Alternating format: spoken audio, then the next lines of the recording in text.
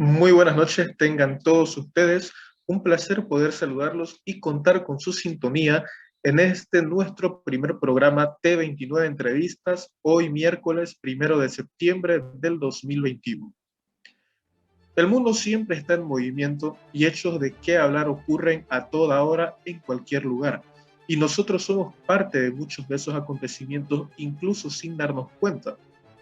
Por eso, esta noche tenemos preparada una cuestión que no pasó desapercibida para nuestra sociedad, y es que por diversos hechos da de qué hablar. Y nos referimos a las elecciones en la Casa de Estudios Superior de Santa Cruz. Es decir, nos referimos a la Universidad Autónoma Gabriel René Moreno. Sea porque los candidatos son conocidos incluso por generaciones universitarias del siglo pasado, o por estar involucrados en distintos hechos de índole política, o por las millonarias campañas que contrastan con la situación actual en la que vivimos la mayoría, la elección de autoridades docentes y en unos meses más de estudiantes, aunque no lo parezca, nos afecta. Y es en serio, tal vez a muchos ni siquiera les importe. Sin embargo, este es un tema que debería preocuparnos tanto o más que otras cuestiones políticas. ¿Sabía usted que la universidad maneja un presupuesto similar al de la gobernación? ¿Y para cuántas personas? Ni siquiera la 10ª parte de la población cruceña, y en un espacio minúsculo si lo comparamos con el departamento. Qué lindo tener millones para poder hacer lo que uno quiera y no tener que rendirle cuentas a nadie porque es autónomo, ¿cierto? Más lindo aún poder transar con los políticos de turno y así taparse cosas mutuamente, de modo que ni por accidente salgan a la luz cuentas, ¿o no? Y así podríamos seguir enumerando una serie de problemas que tienen a nuestra universidad, otrora fuente de pensamiento crítico y formadora de profesionales competitivos que hicieron grande a este pueblo, sumida ahora en un pozo oscuro, donde en plena pandemia, en lugar de ser referente para encabezar la lucha contra el COVID-19, sacó pecho por fabricar la bandina. Con eso decimos ya mucho, ¿cierto? En fin, por eso, el día de hoy tenemos el agrado de presentarles a nuestro invitado, proveniente de una carrera de la que tal vez no escuchó, o probablemente al escuchar el nombre se pregunte, ¿eso es derecho? Pues no, la respuesta es que no es derecho, aunque sean parte de una misma facultad. Sin embargo, las elecciones en esta carrera tienen un sabor distinto que la hacen especial, que la hacen única comparada con las otras carreras. Y estamos hablando de ciencia política y administración pública. Como el nombre lo sugiere, la política, los conflictos de nuestro país, departamento, ciudad o incluso barrio, se respiran a toda hora. Y es que esta carrera es la llamada a formar a los profesionales competentes para resolver estos líos. Sin más preámbulos, démosle la bienvenida al candidato a director de carrera, Roger Tuero Velázquez.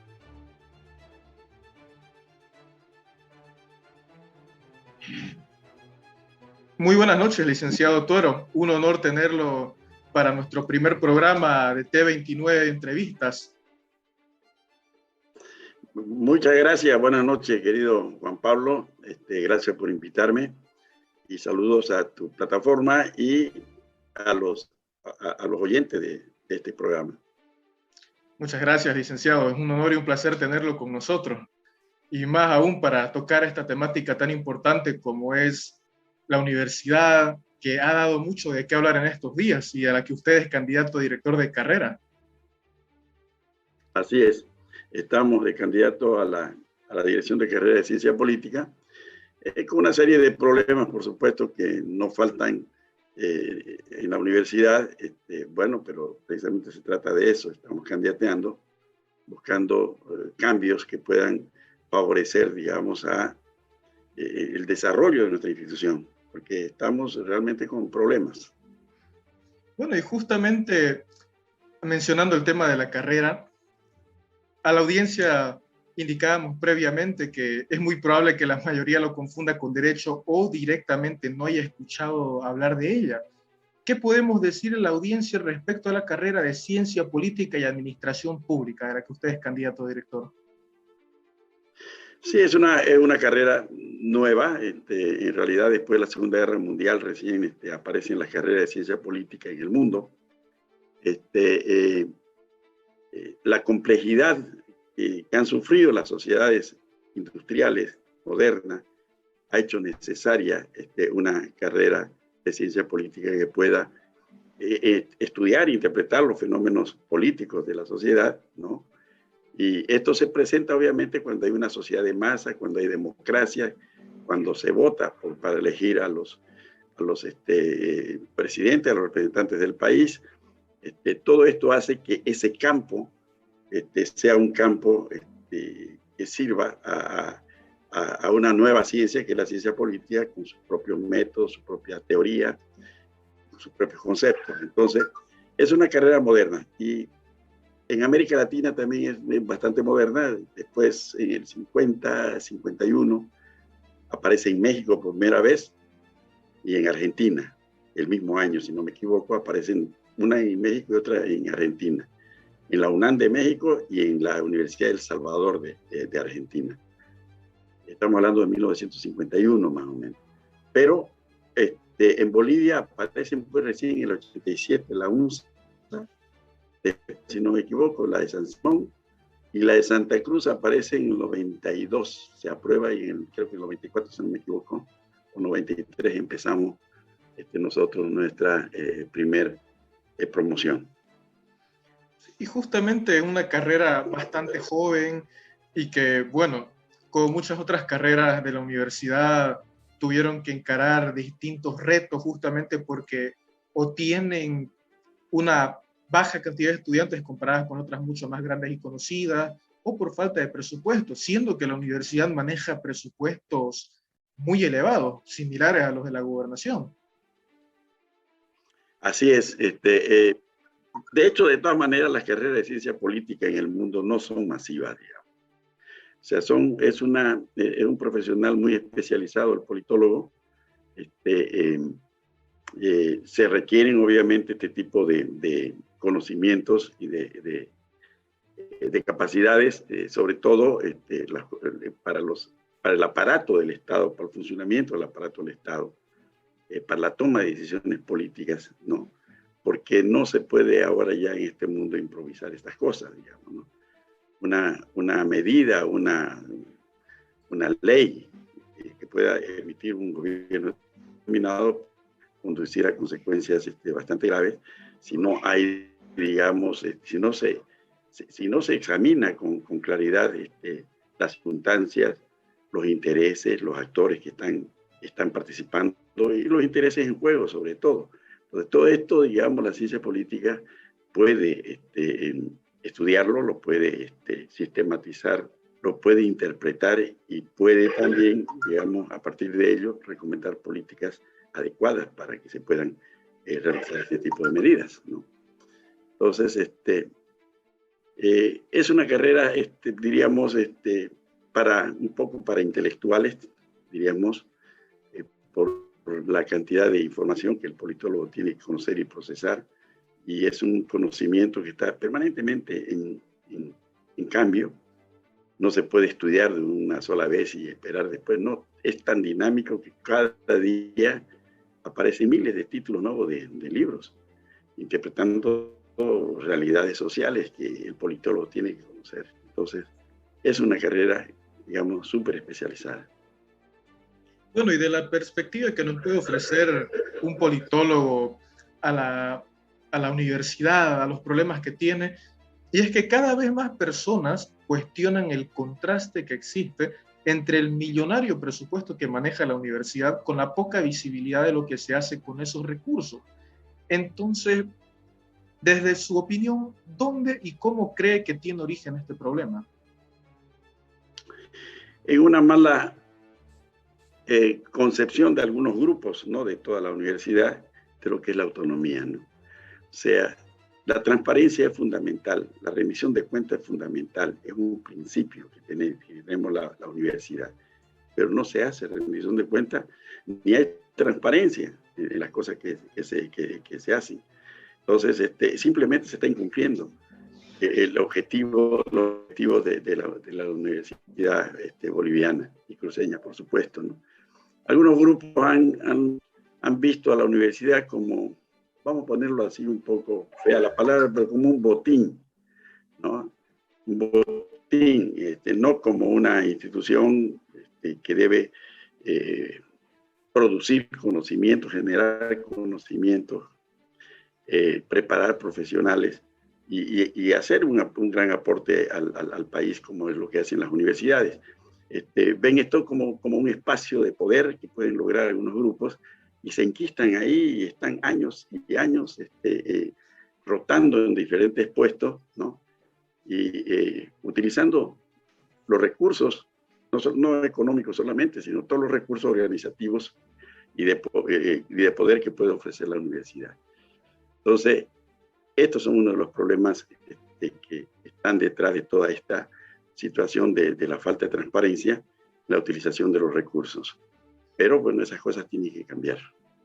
Sí, de hecho, justamente ese término, autonomía, ¿cómo olvidar en los 90 cuando la autonomía municipal fue parte de las luchas que protagonizó, lideró la universidad, la autonomía departamental en los inicios de los 2000, y ahora, vista de otra perspectiva, es como que le quita el sentido, o por lo menos hace que esa satanización que tuvo inicialmente este término, esta palabra, autonomía, cobre mucho más sentido, ¿cierto?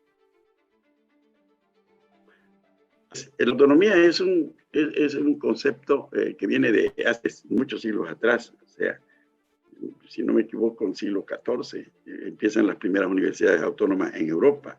Y en ese tiempo gobernaban los reyes, emperadores y demás, personas que tenían poder absoluto sobre la vida y las cosas de la población. Sin embargo, estos mismos reyes, fíjense ustedes, que no eran democracias como las actuales, estos mismos reyes coinciden con otros grupos poderosos también, la misma iglesia y demás, en que para que la ciencia progrese, para que el conocimiento se dé y progrese, se necesitaba que sean autónomas las universidades. Y ahí aparecen las autonomías. Y si estos poderes tan arbitrarios que eran en ese tiempo respetaban la autonomía, obviamente en las sociedades modernas también eso se hace, ¿no?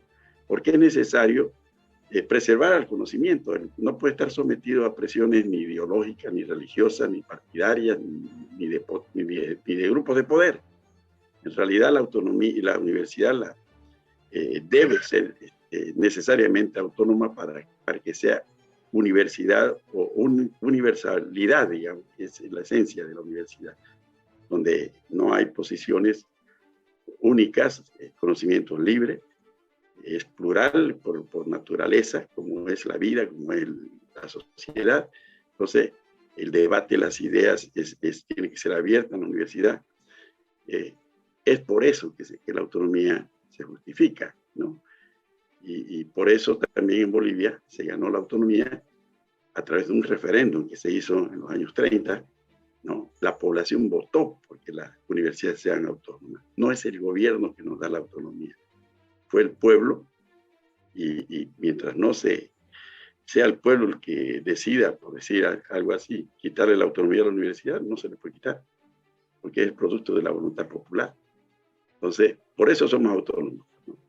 Ahora, justamente siguiendo con esta temática de la autonomía universitaria, vemos que amparados en eso e incluso defendiéndola a regañadientes muchas autoridades docentes, como se ha visto, por ejemplo, el rector, vicerrector, que muchos hablan de las amenazas a la autonomía universitaria, es que se escudan en eso para que muchos escándalos que salieron a la luz, que fueron mediáticos, por ejemplo, la compra de los canastones navideños con dinero prestado, o el más reciente, la compra de las computadoras para todos los docentes, pero con un sobreprecio muy notable, quedan en nada, ya que ningún agente externo puede involucrarse. Entonces, estos recursos no solamente quedan perdidos, también los involucrados quedan impunes. ¿Realmente la universidad le está dando el sentido correcto a dicha autonomía? ¿Realmente la Universidad Cruceña está haciendo buen uso de esa autonomía, de esa voluntad popular que le otorga esta facultad a la universidad? Claro, Juan Pablo, no es exactamente la autonomía la que está ahí ocasionando esta situación. La corrupción es a nivel general, o sea, del Estado. Hay leyes, hay todo. Igual la gente corrompe las instituciones y bueno, la ley debería, por supuesto, sancionarlo, pero a veces ni siquiera lo hace y la impunidad campea en todos lados. Y por supuesto que también campea en la universidad. Porque viene siendo lo mismo, no es que la autonomía los proteja, ¿no? Es que, como pasa con todo el país, los corruptos pues se las ingenian para burlar las leyes, ¿no? Porque suponiendo de que por la autonomía, o sea, si se comete un delito, tienen que ser sancionados lógicamente por la ley, ¿no? No es que se argumente que la autonomía proteja a ese tipo de gente, ¿no? No cabe duda de que hay también una parte en algunos políticos de la universidad que utilizan obviamente el rótulo de la autonomía como una muralla para no ser supervisado ni por la sociedad ni por el Estado, por supuesto, ¿no? Se amparan en la autonomía, ¿no? No, la autonomía no es el origen de la corrupción, ni mucho menos, ¿no? Ni es porque hay autonomía que hay corrupción. Habría igual sin autonomía, ¿no? Pero obviamente también hay personajes que utilizan precisamente a la autonomía como ese escudo, ¿no? Para no ser fiscalizado, ni por la sociedad ni por el Estado, ¿no? Entonces, son cosas que la universidad tiene que resolver a corto plazo, ¿no? Ya no se puede seguir alargando esta situación porque ha tocado, vamos a decir, fondo en muchos casos y deben ser solucionados estos temas, ¿no? Pero pienso que no cabe duda de que no es nada más la autonomía lo que puede ser mal utilizado. Todo en el país puede ser mal utilizado precisamente por personas inescrupulosas, pues, ¿no? El tema no es tanto que la gente sea corrupta, es que el sistema o los sistemas encargados de impedir o sancionar la corrupción no funcionan. Entonces, por eso hay impunidad. Porque corruptos hay en toda parte del mundo. Y no somos más corruptos ni que los gringos ni que los europeos. Nada más que allá en Europa y en Norteamérica, las instituciones funcionan y el que viola la ley esté seguro de que va a ser sancionado. Acá no. Violan la ley y están paseando. O están siendo embajadores. Premiados, son premiados. Entonces, no es la autonomía en todo caso, Juan Pablo, la culpable de esta situación, ¿no? Pero algunos pueden esgrimir esta autonomía para evitar y eludir la fiscalización.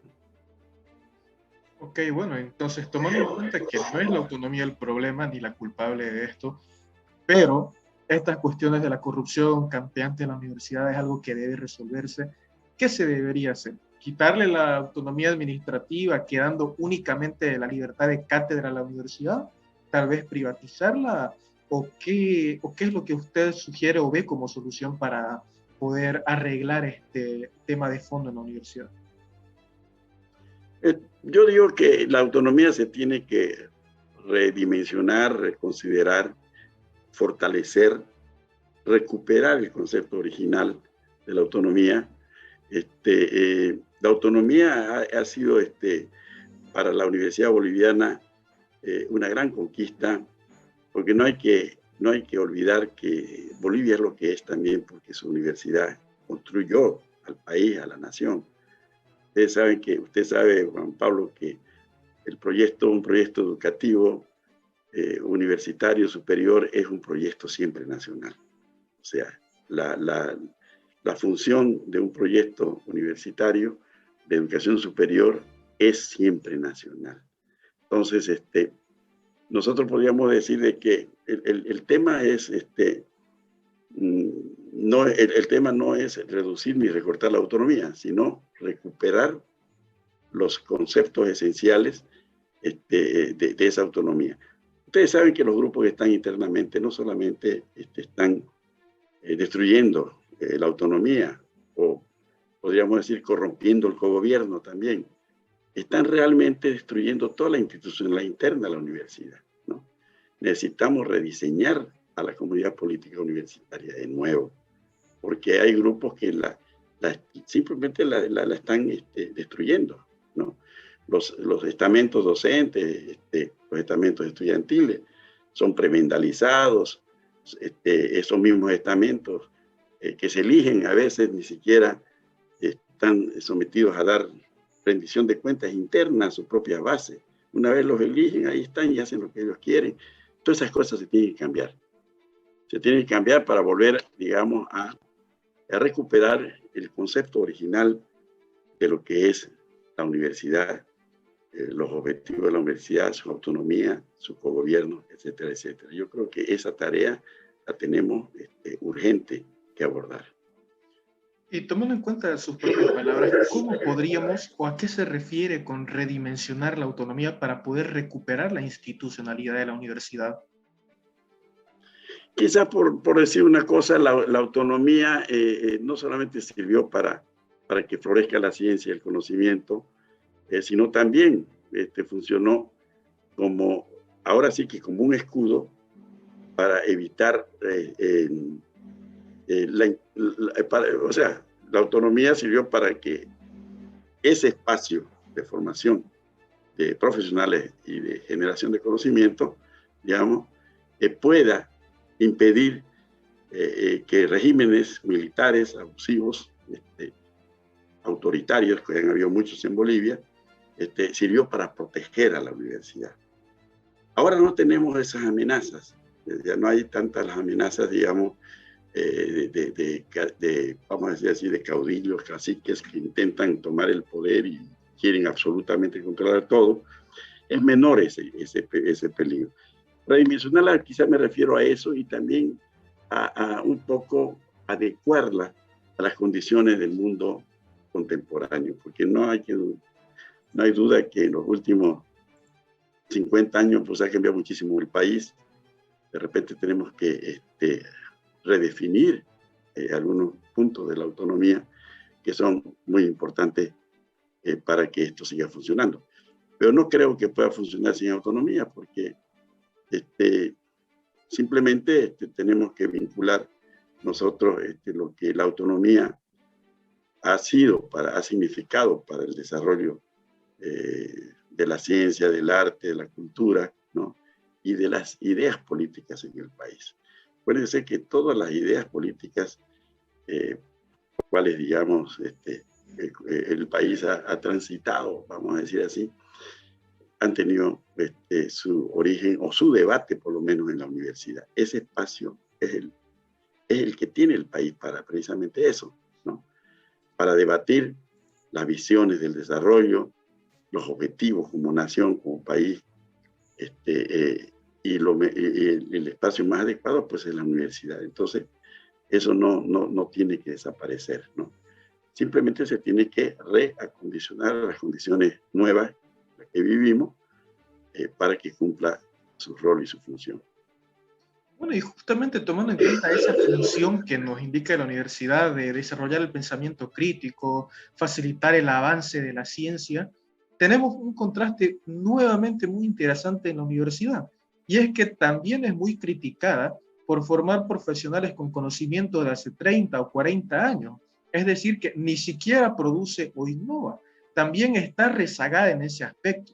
Sin embargo, tenemos docentes que sacan pecho con maestría o incluso algunos con doctorados. ¿Cómo podemos explicar que teniendo tantos intelectuales titulados, aún estemos tan estancados?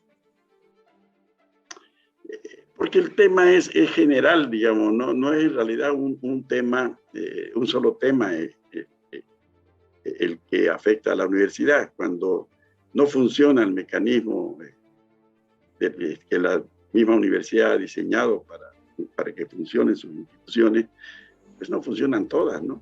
Así, no hay transparencia, las elecciones no son libres, no se realiza, bueno, no hay investigación porque nunca ha habido presupuesto para investigación. apenas siempre ha alcanzado para pagar docentes.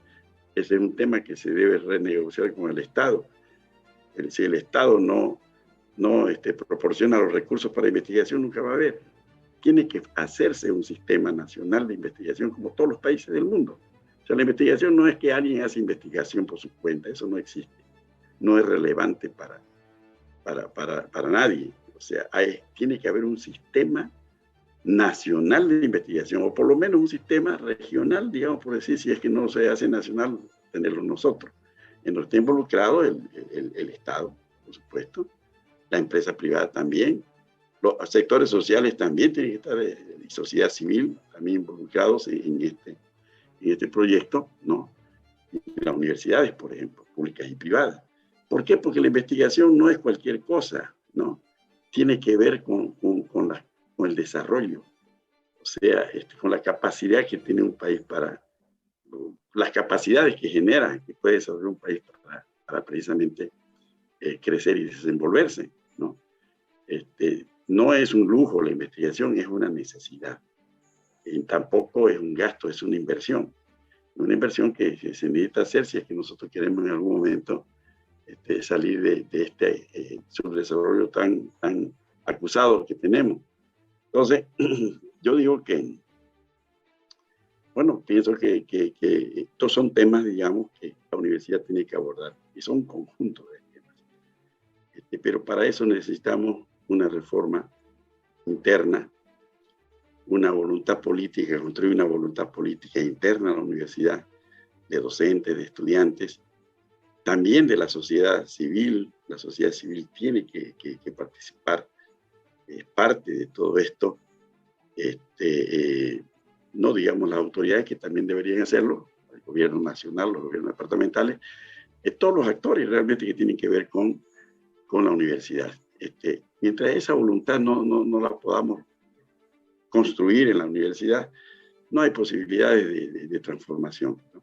Seguiremos como estamos hasta que, no sé, en algún momento nos veamos demasiado presionados ya para tener que cambiar las cosas, o no sé, pues de repente dejar que las cosas se colapsen, no tengo idea, ¿no? Pero por sí solas, ¿no? De alguna manera, pero pienso que en eso se está, no se ha logrado todavía, diríamos, pero a eso se tiene que llegar. O sea, tiene que haber, construir una voluntad política para hacer esto, y definitivamente sacar a la universidad donde está, ¿no? Justamente es muy necesario que la universidad salga donde está, no solamente la universidad pública, sino también tomando en cuenta lo que usted menciona, de que es necesario investigar, que se involucre en el Estado, la sociedad civil, el sector privado. Y aquí tenemos un escenario muy interesante, y es que Santa Cruz es una ciudad con un futuro prometedor. No por nada es el motor económico del país y tiene grandes proyecciones a nivel internacional. Sin embargo, en cuestiones políticas, realmente no tenemos ese mismo peso y tampoco tenemos el mismo aporte. Antes de las aulas de la Gabriel salieron quienes pelearon o protagonizaron las luchas por las regalías petrolíferas que tanto beneficiaron a este departamento y a la postre al resto del país, las autonomías municipales y departamentales. Sin embargo, ¿qué aporta hoy la universidad? ¿Qué le devuelve a la sociedad a la que pertenece? ¿Qué nos dice este gran contraste entre lo que logró una universidad casi sin recursos y una que, teniendo todo a su favor, no hace nada ahora? Sí, o sea, lo que tú dices, Juan Pablo, refleja mucho la situación que pasa por la universidad. O sea, hay un gran contraste entre lo que ha sido la historia de la Universidad Boliviana, la historia de la Gabriel René Moreno, y lo que ahora está sucediendo. O sea, simplemente no estamos presentes en la sociedad ni en los problemas del país. Estamos como ausentes, estamos como en una cápsula, ¿no? Recluidos en una cápsula, y no participamos como lo hacíamos antes. Y es importante decir esto porque si uno ve el papel de la Universidad Cruceña, cuando hablamos de Santa Cruz, motor de desarrollo y todas esas cosas, es imposible no mencionar a Gabriel René Moreno. Sin los profesionales que la universidad preparó, no habría esta Santa Cruz moderna. Sin las iniciativas que la universidad también impulsó, Feria Exposición, el mismo Canal 11, que ha sido el primer canal de televisión que hubo en Santa Cruz, inaugura las comunicaciones de masa. Es también la universidad, la Feria Exposición, ya dije, la universidad, desarrollo de la ganadería, de la misma genética, también empieza la Universidad Kojiki de Japón. O sea, no hay nada importante, incluso recuperación de la democracia y la misma autonomía también tiene que ver con la universidad, ¿no? Y lo que tú mencionaste, también, por ejemplo, ya últimamente el tema de los recursos del IDH, por ejemplo, fue una pelea de la Gabriel, no de otra universidad. Aquí la Gabriel marchó, sus autoridades marcharon, los estudiantes marcharon, administrativos también, a pie hasta La Paz, ¿no? Y en La Paz lograron que las universidades reciban, o sea, la Universidad Cruceña logró, obviamente, ya en La Paz se plegaron todas las demás universidades del país, llegaron de todos lados, de Cochabamba, de Chuquisaca y demás, pero la que marchó y generó toda esta movilización fue la Universidad Cruceña. O sea, por ratos la universidad ha despertado de eso y ha abordado la lucha. Pero imagínate si eso fuera, digamos, una condición permanente de la universidad, estar atento a los problemas del pueblo cruceño, del pueblo boliviano, si estuviera todo el tiempo debatiendo la visión del país, las políticas, las causas, diferentes causas sociales que hay en este país, sería diferente, ¿no es cierto? O sea, necesitamos esa universidad de nuevo, ¿no? Necesitamos esa universidad de nuevo. Siempre nos remitimos a lo mismo. Necesitamos construir esa voluntad colectiva de la universidad cruceña para abordar su transformación, ¿no? Y eso cuesta porque los intereses creados, no sabes cómo obstaculizan internamente cualquiera que quiera seguir este tipo de sendas, digamos, ¿no? La misma candidatura nuestra ha sido totalmente obstaculizada, nos inhabilitaron sin ningún motivo, no nos dejaron hacer campaña, y aunque soy candidato ya prácticamente sin campaña ni nada, hemos pasado a segunda vuelta, pero ahora nos enfrentamos a una especie de megacoalición interna donde toda la estructura de la facultativa está contra una candidatura de independientes como es en la que estoy yo. Bueno, pues nosotros la vamos a luchar buscando éxito porque necesitamos mejorar nuestra carrera, que es una partecita, si quieres, pequeña de la universidad. Pero como lo que nosotros hacemos, hay muchos que también están en esa situación. Y llegará el momento en que todos los colegas, estudiantes que están portando este tipo de ideas, o sea, de iniciativas por amor a su universidad y a su región y a su país, habrá el momento en que puedan, digamos, desplegar sus capacidades para mejorar precisamente nuestra institución. Bueno, entonces podríamos decir que transformar la universidad desde adentro, más allá de lo que pueda significar su candidatura o de otros candidatos que desde sus propias carreras traten de hacerlo, es casi una lucha de David contra Goliat, luchar contra lo establecido, contra el sistema, ¿no es cierto? Asimismo, si ustedes se fijan, por ejemplo, en esta elección, más de 70 candidatos a direcciones de carrera fueron inhabilitados. ¿Cómo puede ser eso? Inhabilitados por razones de títulos, digamos. Títulos que son los que tienen ellos cuando entramos a la universidad, pues obviamente nos seleccionan con una serie de requisitos, y entre ellos, pues el título, ¿no? Pues ahora, digamos, poniendo en cuestión esos títulos, cualquier cosa, no importa qué. La cuestión es quitar de en medio a aquellas personas que seguramente no pudieran ser dóciles a directivas que puedan venir, no sé, de algún lugar. Supongo yo que del gobierno, no voy a decir que de todo el gobierno, pero de algunos sectores que deben pensar que controlar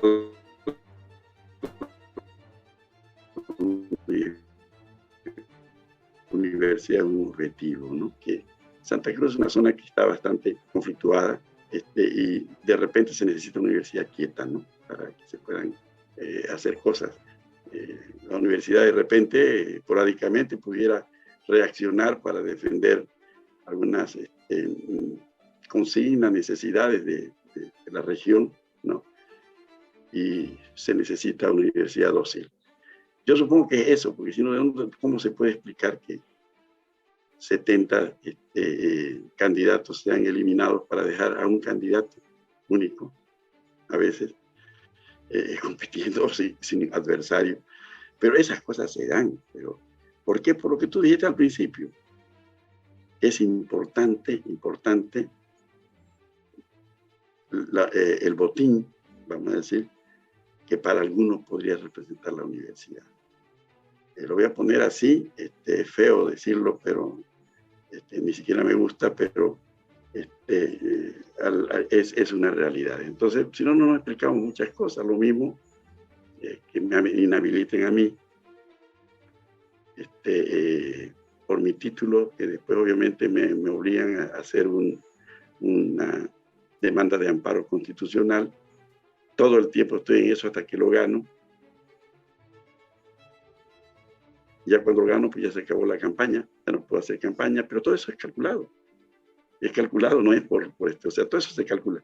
Entonces, habría que atar cabos para saber de qué se trata, qué es lo que está de fondo, quiénes están moviendo y para qué están moviendo estas cosas, qué es lo que pudiera estar queriendo pasar dentro de poco también en el país.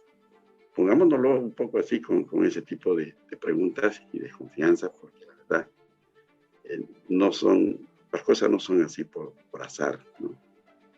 Alguien las prepara con objetivos inconfesables, pues muchas veces, ¿no? Bueno, tristemente esa es la realidad. La universidad también tiene muchas formas de defenderse contra cualquiera que trate de alterar las cosas o de cambiar el rumbo, como usted mismo indicaba. Sin embargo, creemos que existe siempre esa posibilidad, esa luz al final del túnel que permita reformar, replantear y redireccionar a la universidad hacia donde debería estar, que es acompañando el desarrollo del departamento, proponiendo e innovando científicamente.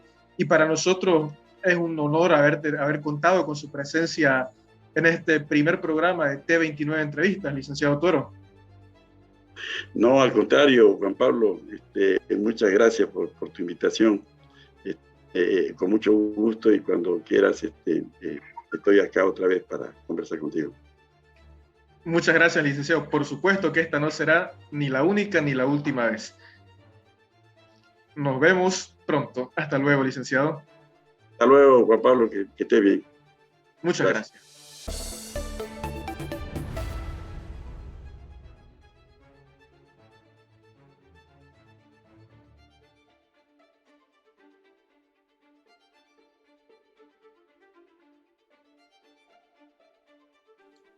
Necesidad de que la universidad se vincule con las necesidades de la población y con el resto del mundo. Esencial para que la autonomía, que necesita también ser redireccionada para poder aprovecharla al máximo, puedan permitir que la Gabriel René Moreno salga de este pozo. Esas fueron las palabras del licenciado Roger Tuero. Veamos qué nos dice nuestro siguiente invitado, el licenciado Johnny Atila, que es candidato a la decano de la Facultad de Ciencias Económicas, Administrativas y Financieras.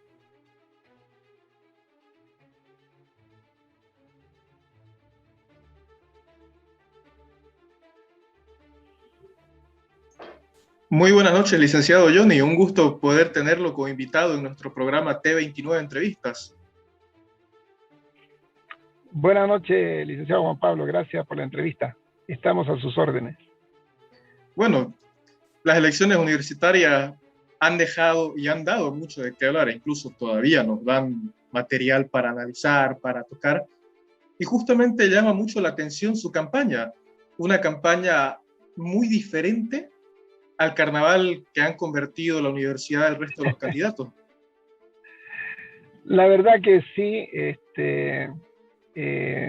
vamos a escribir, terminando este tema de la de las elecciones de este claustro universitario vamos a escribir con varios profesores un libro, justamente hablando sobre el tema del formato que han elegido varios candidatos para su promoción o para darse a conocer a su público electoral.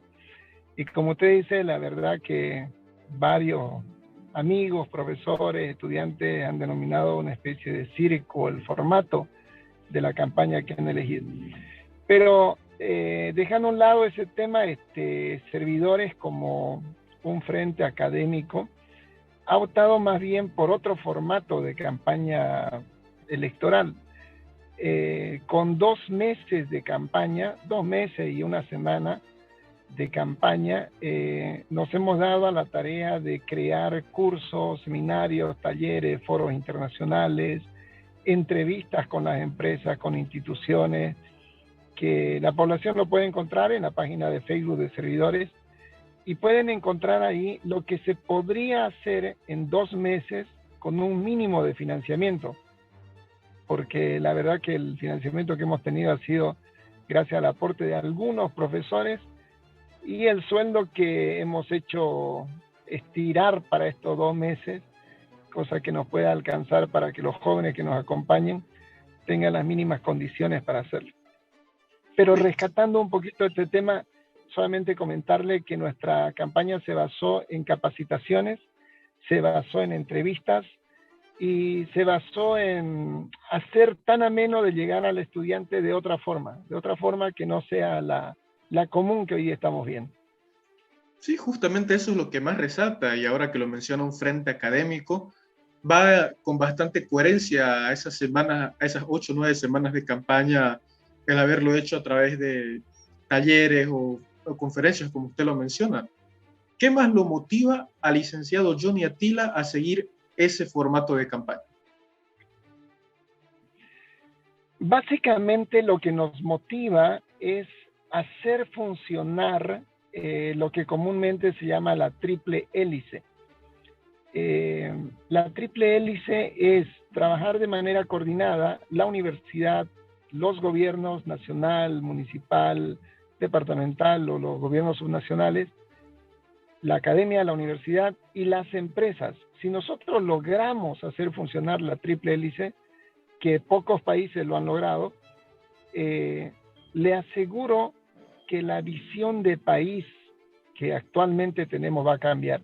Pero va a cambiar no solamente porque la universidad va a estar inserta en todo este ámbito, sino va a cambiar porque las empresas y el gobierno, sea de la ideología que sea, va a comprender que si no trabajamos con una triple hélice, vamos a seguir dando los mismos traspiés en el ámbito nacional, en el ámbito departamental, en el ámbito académico, y vamos a seguir perdiendo más generaciones y más generaciones sin entrar a esta rueda que nos tiene que llevar a la 4ª revolución industrial, pero de una manera que estemos más preparados. Y justamente por eso es que durante todas estas semanas, o meses incluso en el caso de algunos candidatos, pudo notarse un gran contraste entre las palabras del vicerrector, quien hace unos días afirmó ante los medios que la universidad tiene un gran déficit económico. Sin embargo, su campaña, junto con la de otros candidatos, dice todo lo contrario. Entonces, ¿cuál es la realidad? ¿Realmente la universidad tiene carencia de recursos financieros? Realmente, por la información que nosotros manejamos, sí. Ha existido un recorte debido a este tema del COVID, un recorte presupuestario, pero como le digo, debido a esta pandemia, aparte que estamos saliendo de una crisis económica nacional y creo que vamos a salir bien, por lo menos se ven buenas perspectivas para el próximo año, pero hay un recorte. Pero más allá del recorte que ya conocemos, que lo han sufrido todas las universidades y lo están sufriendo, lo han sufrido todos los municipios, todas las gobernaciones, lo que creo que está fallando a nivel del sistema nacional universitario, y hablo de todas las universidades, incluyéndolas nosotros, es el formato o la estructura actual en la que se está manejando el sistema universitario nacional. ¿Qué quiere decir esto? La investigación está en último lugar. La investigación está en último lugar. Solamente le doy un ejemplo. Hay un amigo que es profesor de la Universidad de Liverpool y actualmente está en China y va a empezar clases en China. Y cuando le dicen a este amigo que es boliviano, salido de la Gabriel René Moreno, ¿cuántas materias dictaba en la anterior universidad que estaba? Y él dice 2 materias y el saldo del sueldo era para investigación. Y la Universidad de Liverpool le dice, uy, es mucho. Usted debería dictar una sola materia y el saldo de su sueldo va a ser exclusivamente para investigación. Entonces, las principales universidades del mundo valoran mucho la investigación, lo cual no sucede en Bolivia. En Bolivia, lo que está sucediendo es que si usted es candidato a decano, candidato a jefe de carrera, director de carrera, candidato a rector, tiene más puntaje en un escalafón docente que alguien que ha hecho un doctorado o que alguien que ha hecho una investigación. O sea, estamos con los valores invertidos en el tema académico. Pero no le digo solamente a la Gabriela, le estoy hablando a nivel nacional en toda Bolivia. Entonces, tiene que haber un cambio estructural para que la misma universidad boliviana pública entienda que la investigación es la razón de ser de la universidad y no solamente la parte académica de llevar a un joven a ser profesional y insertarlo en la vida laboral, sino que también es la investigación, también es la parte de la academia o la formación académica y también es la parte de la extensión social. Y en esa parte de la extensión social es donde estamos fallando. Por eso es que la sociedad nos reclama, nos dice, ¿dónde está la universidad cuando hay los incendios? ¿Dónde está la universidad cuando no hay propuestas económicas para reactivar el país? ¿Dónde está la universidad cuando hay violencia de género? ¿Dónde está la universidad? Etcétera, en diversos tipos. Si nosotros no cambiamos este formato, esta estructura, vamos a seguir con una próxima generación y una segunda generación más, haciendo más de lo mismo y esperando resultados distintos, lo cual sabemos que no va a ocurrir. Sí, y justamente tomando en cuenta esos aspectos que usted menciona de la investigación relegada a un último puesto o la prioridad de otros aspectos en la universidad, y siguiendo también con lo que mencionaba el vicerrector, afirmaba que de un presupuesto aproximado de 800 millones de bolivianos, casi 600 millones se van en sueldos administrativos y docentes, es decir, un 75%. Entonces, ¿podemos decir que se está manejando bien el presupuesto o es que hay una falla administrativa en la distribución de estos? Pecaría en un error en hablar del presupuesto de la universidad porque no lo conozco en detalle. Pero lo que sí le puedo afirmar es lo siguiente. Mire, la universidad actualmente debe tener alrededor de 90,000 estudiantes que están activos y unos 130,000 con los inactivos. Escuche los valores, 130,000 universitarios. Para 130,000 universitarios hay alrededor de 1,700 docentes en promedio, 1,700. Bien, las mejores universidades del mundo, tienen en promedio 20,000 estudiantes y 5,000 profesores. O sea, razonemos, las mejores universidades del mundo tienen 20,000 estudiantes como máximo, muy bien seleccionados, porque no todos pueden entrar a la universidad, y 5,000 profesores. Ahora nosotros tenemos 100,000 estudiantes y 1,700 profesores. O sea, vamos a pensar que mientras más nos expandimos, vamos a necesitar más presupuesto, más profesores, y etcétera. Mientras más queremos expandirnos porque lo necesitamos más recursos. Ahora, como todo buen economista, el que llegue a ser rector tiene que manejar tan bien los recursos de que pueda hacer que que los escasos recursos que se tienen puedan llegar a esos tres niveles: a la formación académica, pago de salarios, becas de extensión, becas alimenticias, etcétera, investigación, que no tenemos presupuesto, y si el presupuesto lo tenemos es demasiado pequeño, y por último el tema de la extensión. Pero aquí venían las propuestas, o al menos una de las propuestas que nosotros teníamos, que era el que la universidad pueda generar nuevos fondos de transferencia tecnológica. Si nosotros nos conectamos a la empresa boliviana, y no solamente a la boliviana, sino a la empresa internacional, a empresas internacionales, y logramos hacer transferencia tecnológica de conocimiento, de licencias, de investigaciones, podemos generar más recursos. No pensemos solamente en un año de generar recursos en el corto plazo, sino esto es a largo plazo. Pero si no hay esa visión de largo plazo para generar nuevos recursos y financiamiento para la universidad, va a ser muy difícil. Y acá tengo que hablar a favor de los profesores. Le cuento que un profesor no puede ganar más que el presidente. Entonces, si nosotros queremos traer a alguien de afuera, llamémosle un premio Nobel, para estar a un nivel de investigación o el nivel que la sociedad necesita, lamentablemente nos va a mirar y nos va a decir: oiga, yo no puedo ganar eso cuando otras universidades me están ofreciendo mucho más sueldo. Entonces, en este gobierno y el anterior, a la educación, tanto la educación secundaria y a la educación superior, no la han considerado como un eje estratégico boliviano. O sea, la educación está relegada a un segundo plano.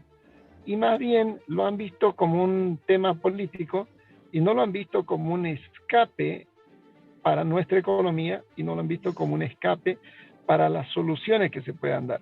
Como le decía, es un tema, para mi criterio, de forma estructural, la que deberíamos empezar a estudiar, no solamente el área de la ciencia económica, sino todas las áreas, para lograr cambiar esta estructura y generar una nueva perspectiva de largo plazo.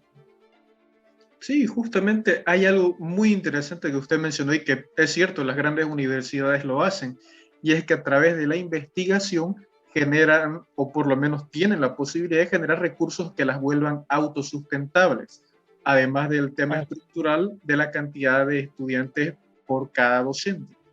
Ahora bien, de la Gabriel poco se sabe que haya aportado recientemente a la ciencia o que haya hecho algo novedoso. Es realmente escaso o nulo. ¿A qué cree que se deba esto? ¿Es solamente una cuestión presupuestaria para el fomento de la investigación o hay algunas otras cuestiones de fondo? Hay cuestiones de fondo. Yo creo que las investigaciones que se están haciendo a nivel de la universidad, que las que hay son buenas.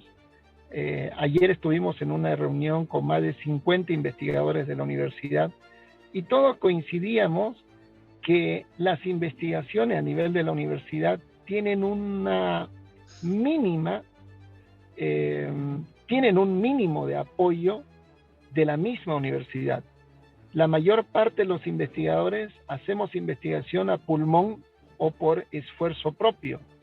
Es a tal punto que se hacen buenos trabajos, pero el momento de la difusión, que es donde deberíamos tener mayor fuerza, no tenemos ese apoyo global. Sí tenemos apoyo en cierta medida, pero es muy pequeño, muy ínfimo. Algún profesor investigador decía inclusive, ni siquiera nuestras propias autoridades saben del tipo de investigación que hacemos, entonces, y si no lo saben, poco van a querer difundirlo. Entonces, yo creo nuevamente que es estructural. Si nosotros logramos hacer entender a las autoridades que van a tomar cargo a partir de esta nueva gestión, que la investigación, la formación académica son importantes, aún más que la política, o lo que yo llamo en estas elecciones que ha sucedido la politiquería, la que se está usando, es mucho más importante y puede dar mejores resultados. Si no hacemos entender eso, vamos a estar en una nueva gestión repitiendo los errores del pasado. Entonces, contestando a la pregunta, efectivamente hay temas de fondo, y esos temas de fondo son que para que estas investigaciones, que son escasas, de algunos docentes que lo están haciendo a pulmón, tengan el impacto que se quieren, tiene que haber la difusión necesaria. Pero en esa difusión ya nosotros no podemos entrar como profesores, porque necesitamos de un aparato mucho más grande que pueda llegar a hacer conocer a la ciudadanía o al público objetivo que sea esa investigación los resultados. Con esto cierro. Hay algunos profesores que han sido invitados a países del exterior por investigaciones que han hecho aquí en Santa Cruz.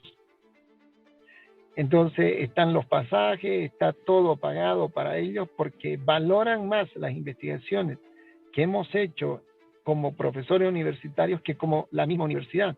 Entonces a eso me refiero, de que tiene que haber una visión de largo plazo, donde la investigación y la academia tienen el primer puesto.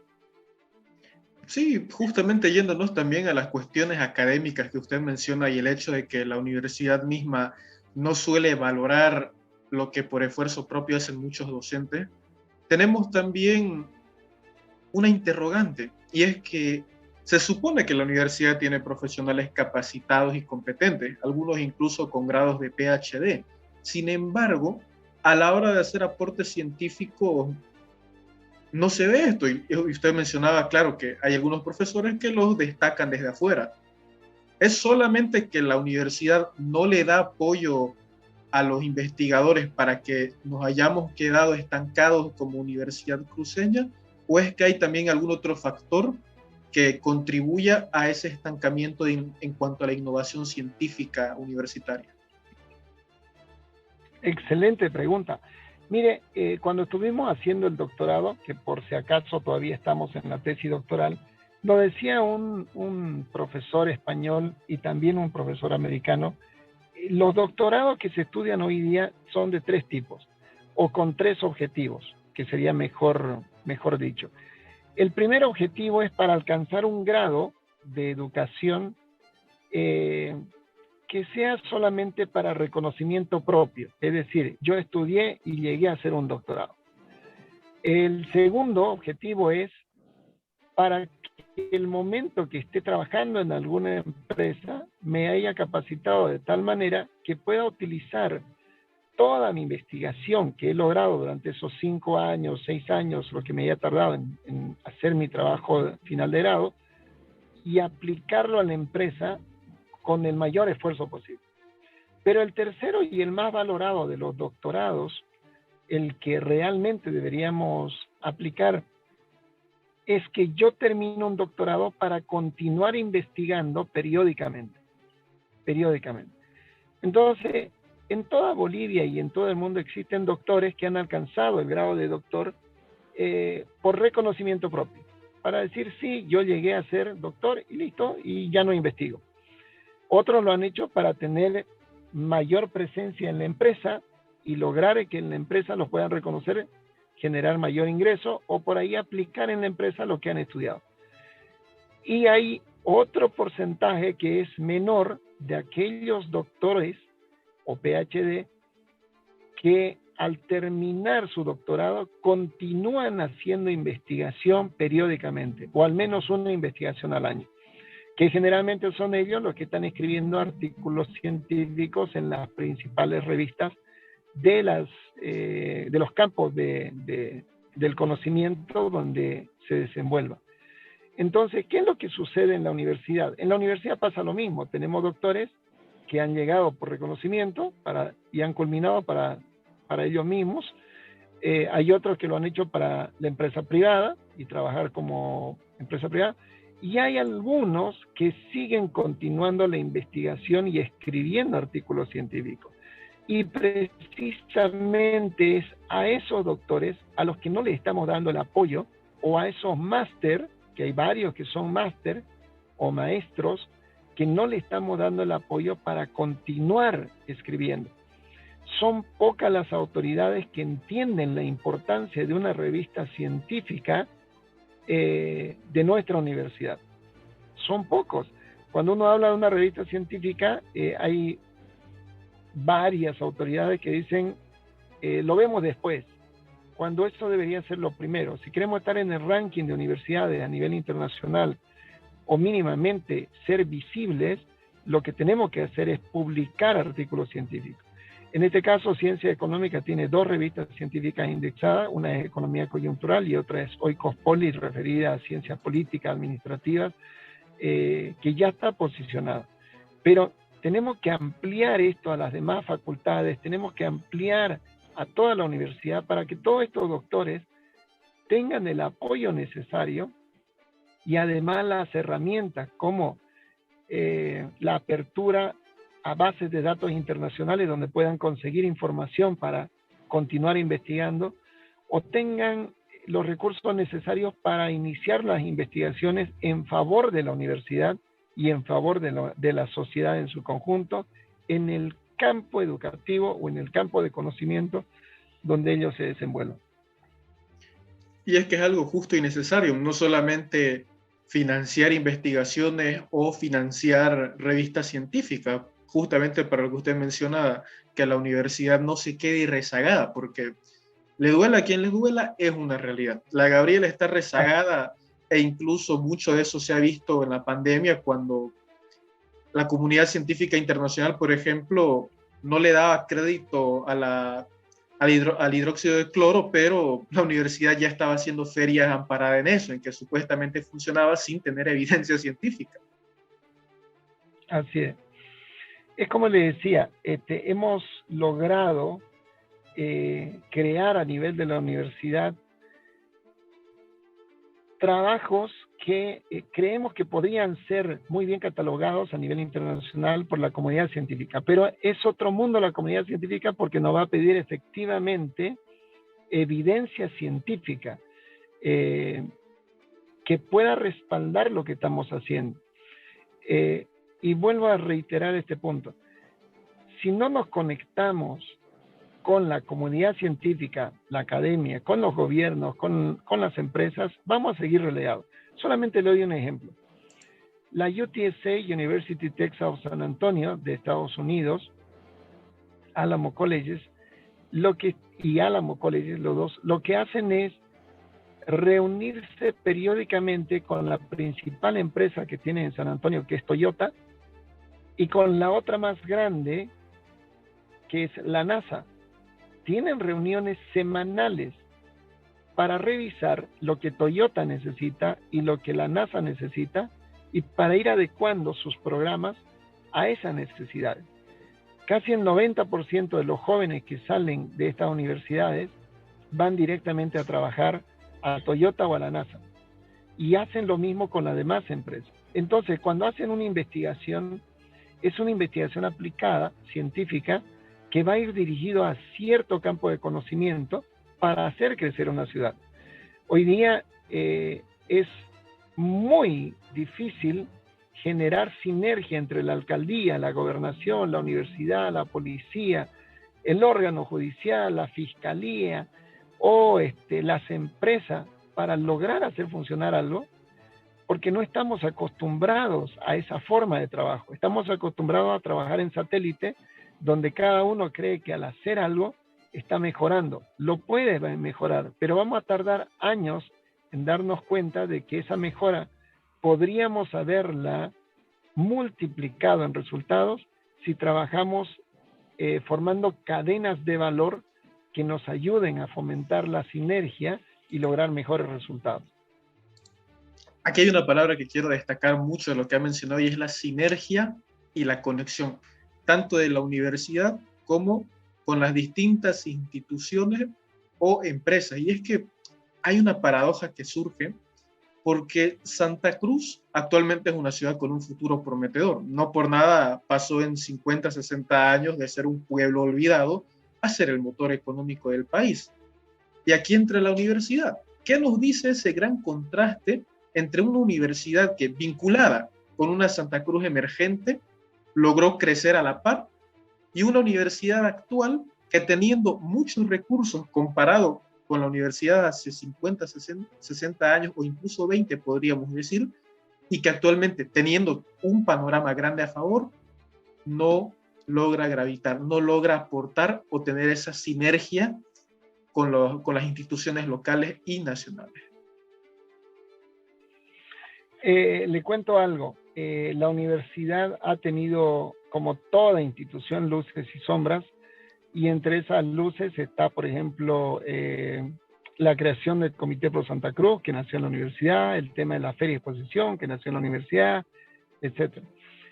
Pero recuerdo en una conversación que tuvimos con Paula Peña, en un periódico de 1920, La Ley, en un titular decía, ¿hasta cuándo la invencible pereza colectiva de la Universidad Autónoma Gabriel René Moreno? 1920. La invencible pereza colectiva de la Universidad Autónoma Gabriel René Moreno. Y yo me pregunto lo mismo. Hoy día ese titular de 1920 se podrá replicar a nuestra universidad. Le aseguro que muchos de los ciudadanos que nos están viendo van a decir, sí, oiga, es una invencible pereza colectiva. Y efectivamente es por la forma de visión que hemos tenido durante los últimos 20, 30 años de la universidad, que no hemos logrado nuevamente conectarnos con la sociedad, con las empresas, con los gobiernos, para lograr generar el cambio que necesitamos. Entonces hemos estado acompañando a muchas instituciones, pero no como deberíamos realizarlo o no a la altura de lo que espera la población. Y en eso tiene razón la población, por eso es que estamos buscando ese cambio al interior de la universidad y esperamos que las autoridades que han ingresado y las que van a ingresar en esta segunda vuelta puedan entender que esa invencible pereza colectiva tiene que desaparecer, por lo menos en esta gestión o en la siguiente gestión. Eso es cierto, indiscutiblemente. Parece invencible esa pereza colectiva, pero si de todas las facultades, o por lo menos empieza a surgir, aunque tal vez no se logre en una gestión, si se le da continuidad, esa invencible pereza colectiva puede empezar a ser doblegada. Eso es una realidad, ¿no es cierto? Así es, exacto. Y le cuento que hay yo calculo un buen porcentaje de profesores que lo han entendido y están trabajando en ello. Lo que pasa es que como se maneja bajo estructuras la universidad, estos profesores que están haciendo ese trabajo, profesoras que están haciendo estos trabajos, lo hacen en silencio. Entonces muchos de esos trabajos no se ven y el momento que tienen que verse son ahogados con otro tipo de actividades que no están generando valor. Y más bien estas actividades que han generado muchísimo valor quedan en el olvido. Y eso es lo que estamos buscando ahora, que este tipo de actividades académicas de investigación que están generando mucho cambio, mucho esfuerzo, puedan ayudar a que la población conozca de este tipo de trabajo. Solamente le doy un dato. Durante la pandemia, más de 40 médicos de la Gabriel René Moreno trabajaron de manera voluntaria a través de celulares inicialmente y después a través de una plataforma llamada telemedicina o agrm.edu.bo. Entonces, mucha de la población no conoce ese servicio porque no se difundió por falta de recursos y falta de voluntad política. Me llaman desde La Paz y me llaman diciéndome, le llamamos de tal empresa, tenemos más de 30,000 personas que atendemos y de todas las plataformas a nivel nacional, a nivel Bolivia, que se han abierto para la pandemia como ayuda virtual, la única que ha quedado viva o la única que está vigente es la plataforma de telemedicina de la UAGRM de ustedes. ¿Me podría decir si esto va a continuar? Y le digo, claro que sí. Como Ciencias Económicas, como facultades de medicina, este proyecto va a continuar a futuro. Ha sido una prueba piloto. Hay más de 40 médicos trabajando de manera voluntaria y puede la población ingresar porque está funcionando. Pero se va a ir actualizando y va a aumentar. Entonces me dice una de las gerentes que me llamaba, entonces, ¿podría usted darnos el permiso para publicar? Porque hay personas de los Yungas, hay personas de Caranay que quieren ingresar a la plataforma, pero están dudando si es gratuita o es pagada. Por ahora es gratuita, pueden ingresar Y sé que algunos de sus clientes desde La Paz, Oruro, Sucre han empezado a ingresar a esta plataforma. Imagínense si le diéramos la importancia de vida. Estaríamos generando, no solamente con los 40 médicos que son profesores de la universidad y otros médicos voluntarios de Santa Cruz, un servicio a la comunidad para bien social. Imagínense cuántos médicos de Bolivia se podrían unir. Entonces, a eso me refería con el apoyo que se necesita a los profesores que están trabajando realmente en investigación, en extensión y en formación académica, de parte de las autoridades que vayan a ser elegidas.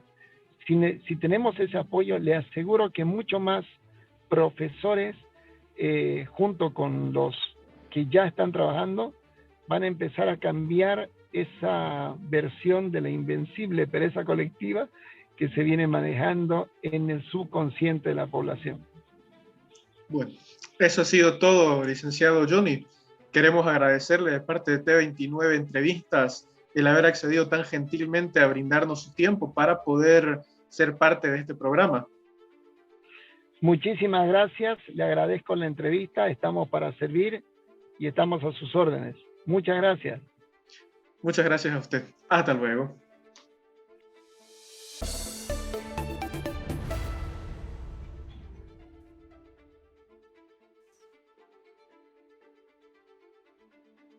Sinergia, conexión, necesidad de vincularse con la sociedad cruceña y el resto del mundo, así como fomentar la investigación que permitan el avance científico y el progreso de la misma universidad, así como su autosustentabilidad.